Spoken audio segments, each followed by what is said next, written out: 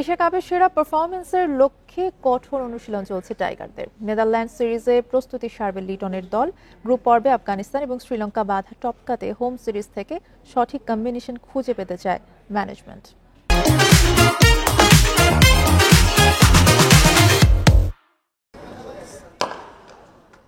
ঢাকার পর সিলেটে টানা অনুশীলন।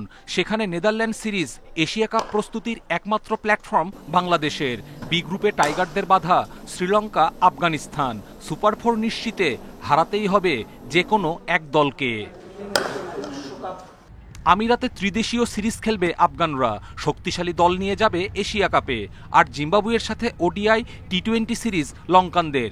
এছাড়াও নিজ দেশের টি-20 লিগ খেলে উজ্জীবিত দু দল। সেই তুলনায় প্রস্তুতিতে ঘাটতি স্পষ্ট টাইগারদের। গ্রুপ পর্বের সব ম্যাচ আবুধাবিতে।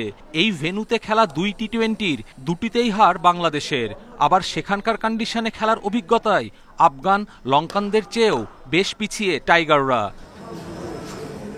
টাইগারদের এশিয়া কাপ স্কোয়াড 16 সদস্যের, 4 জন স্ট্যান্ড বাই। পরপর দুই টি-20 সিরিজ জিতলেও মিডল অর্ডারে শূন্যতা নিয়ে দুশ্চিন্তা ছিল। সেই লক্ষ্যে 5 অথবা 6 খেলানোর পরিকল্পনায় নেওয়া হয়েছে সোহানকে। স্পেশালি 5-6 জায়গায় আমরা মনে করি যে আমাদের একটা খুব ভালো চয়েস সেখানে, যেমন জাকির আলীর একটা আঘাত পেয়েছিল শ্রীলঙ্কা সিরিজে। সো দ্যাট সেই ব্যাকআপের ক্ষেত্রে আমরা এই মুহূর্তেই তাকে সেরা মনে করছি। নাইম শেখের বাদ পড়া নিশ্চিত ছিল। সৌম্যকে স্ট্যান্ড বাই রেখে মূল দলে রাখা হয়েছে সাইফ হাসানকে।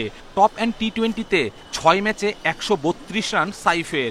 স্ট্রাইক রেট আহামরি কিছু নয়। তারপরও বিভিন্ন ভূমিকায় তাকে খেলানোর সুযোগ দেখছেন নির্বাচকেরা। মাল্টিপল প্লেসে অ্যাড্রেস করার মতো প্লেয়ার অনেক বেশি খুঁজছি। আমার মনে হয় দলেও সেটার প্রয়োজন অনেক বেশি। ঘরের মাঠে নেদারল্যান্ডস দুর্বল প্রতিপক্ষ। তবু এশিয়া কাপের সঠিক কম্বিনেশন ঠিক করতে ডাচদের বিপক্ষে টাইগারদের পারফরমেন্স মূল্যায়নের বিকল্প নেই ম্যানেজমেন্টের। কপিল পাল, ইন্ডিপেন্ডেন্ট নিউজ।